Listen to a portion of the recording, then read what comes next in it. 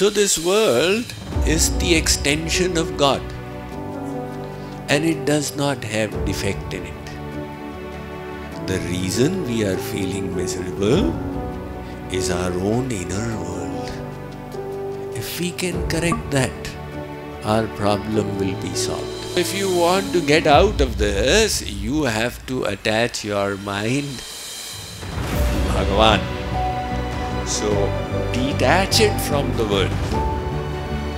Don't start hating the world. Ultimately, the goal is to improve your mind.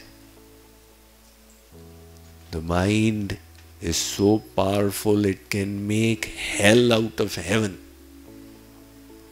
Like you're sitting in satsang, but your mind can make hell out of it. Why is this guy touching me with his knees? And if the mind is conquered, it can make heaven out of hell. Mahatma Gandhi was in jail and he was perfectly in peace. So heaven and hell are not created by the outside world. They are created by your own mind. That is why the art of joyous living is to improve your own mind. Let us sing this line. Tu man man mani tyag re, tu man man mani tyag re.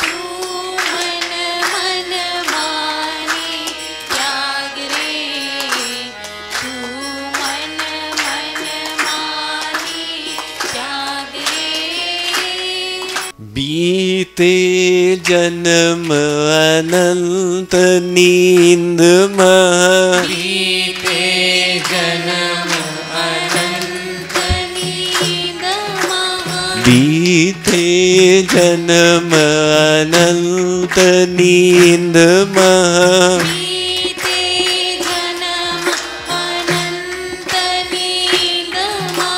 अब झटपट उठ जाग रे मन, अब झटपट उठ जाग रे मन, अब झटपट उठ जाग रे मन, अब झटपट उठ जाग रे, उठ जाग रे,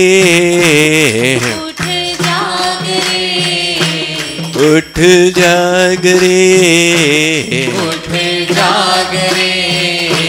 तू मन मन मानी त्याग रे, तू मन मन मानी त्याग रे, तू मन मन मानी त्याग रे, तू मन मन मानी त्याग रे।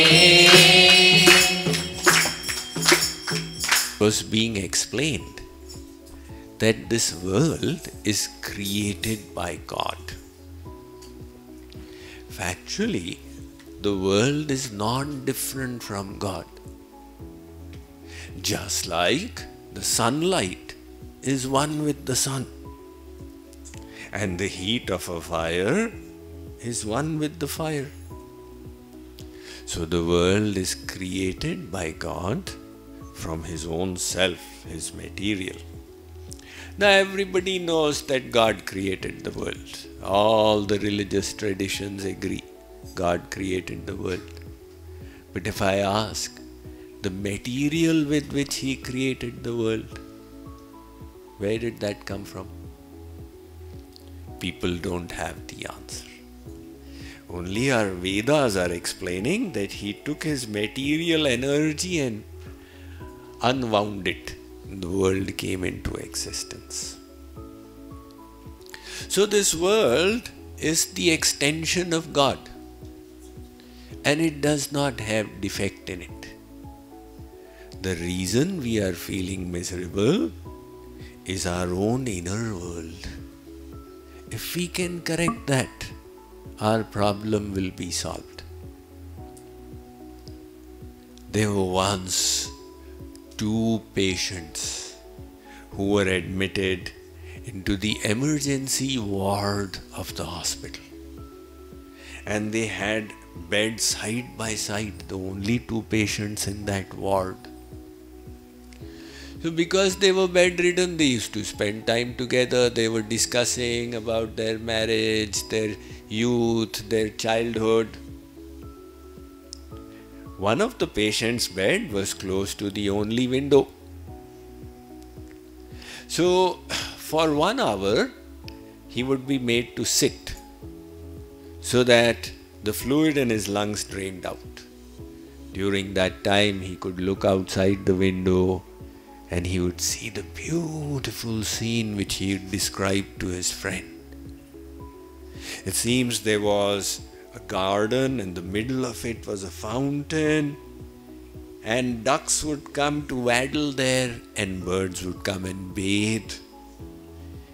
And there were flower beds all around with benches where old ladies would come and chit-chat. Little children would come with their tricycles. When he would describe the lilies and the daffodils, his marigolds, etc. to his friend, the friend's world would come alive. Wow! And he wished he could also be able to see. He would wait for the time when his friend would sit up and describe what he saw, until an evil thought entered his mind one day. Why does this guy get to have all the fun? Why is God so partial to him and I cannot see outside? He should have dismissed that thought of envy, but he allowed it to fester inside him until it created an emotional wound. And then he started hating his friend. I wish something bad happens to him. Now one night, the first patient started coughing. It was a different kind of cough, as if he was choking, gasping for breath. The immediate thing should have been to press the emergency bell, but he didn't have the presence of mind or was too uncomfortable. The second best thing would have been for his friend to press his emergency bell. But the friend was thinking, he is suffering, very good. Let him suffer. That man gasped and coughed a few more times, and then there was all silence. In the morning, the nurses came and saw the dead body. They did not know what happened. They cleared it without a fuss.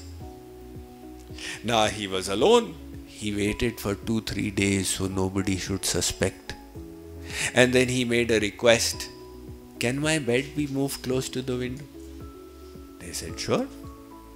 He said, now I'm well enough. Can I be made to sit for a few minutes? They said, definitely. They hoisted him up. And he looked out of the window and was shocked. The only thing he saw was the flat, stark, bare wall of a warehouse. He said, what is this? The nurses said, closest to our hospital is a warehouse. So when you look out of the window, that's all you see. He said, what was my friend seeing that he was describing to me? He said, that was the beauty of his own mind. Likewise, all of us see the world differently. As the saying goes, two men looked out from the prison bars. One saw the mud, the other saw the stars. We don't realize we create our mindsets, and then the world seems like that to us. Everybody is so bad, people are so unfair. And in the same situation, somebody is thinking, I am so grateful to be alive. This is the state of the mind. So Kripaluji Maharaj says, if you wish to achieve the supreme goal, If you wish to be happy, if you wish to be positive, and if you wish to achieve the supreme goal, you will need to improve your mind. Nobody has attained God without improving the mind. Now what do? We all do bhakti with the body. And where is the mind? In the world. With your hand, Jai Jagadish Hare. And the mind is thinking, what is made for prasad today? So we are not focusing on this mind. We are doing bhakti with our body. We go to the 4 holy places. We bathe in the Ganga. Now Ramakrishna Paramahansa used to live in Dakshineshwar, which was, where the Ganga almost is entering into the sea. So by the Ganga side is this temple. One man came to him and said, Gurudev, I am going to go for Ganga bath to Kashi, Banaras. Ramakrishna Paramahansa said that, look, why do you want to go and do Ganga Snan? He said, all my sins will be washed away when I bathe. So Ramakrishna Paramahansa said, then the Ganga is just behind the temple, why don't you bathe out here? He said, this Ganga is not powerful, that Ganga in Kashi is powerful. Ramakrishna Paramahansa said, but remember, on the ghats of Kashi there are trees. So when you take a dip, all your sins will fly and they will go and sit on the trees. And when you come out after a bath, they'll come and grab you again. Now you keep on taking Ganga bath. There are people who live by the side of the Ganga in Prayagraj. At the end of their life, do they become any more purified? And what about that fish which was born in the Ganga, drank Ganga water all of its life and died in the Ganga? If mere bathing was sufficient, the fish should have attained mukti first of all. That is why our scriptures are saying your mind is the cause of bondage and the mind is the cause of liberation. You need to purify your mind. Then your life will become pure. Your thoughts will become joyous. So how will you purify the mind? Any ideas?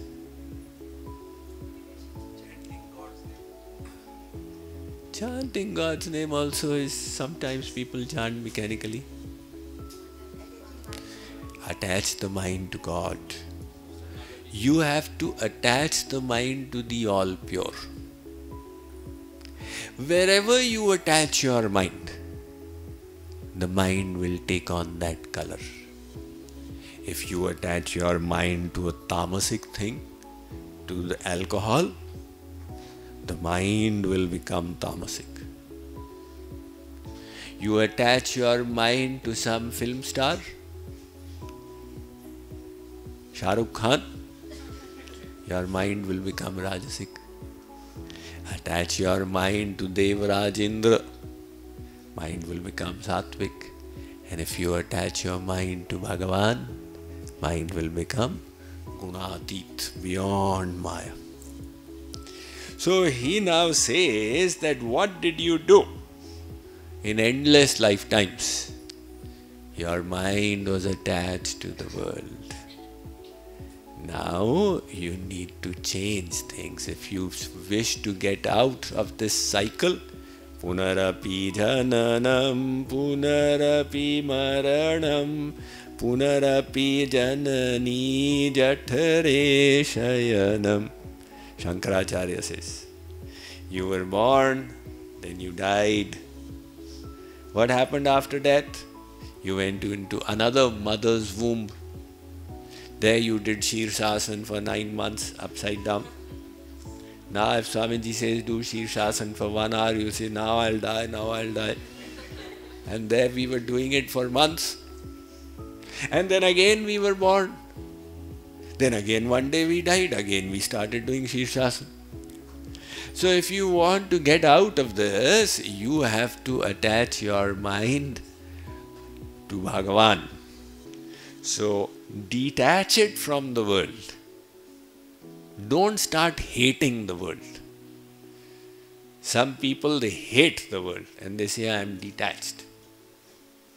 That is not detachment. Detachment means neither hatred nor love.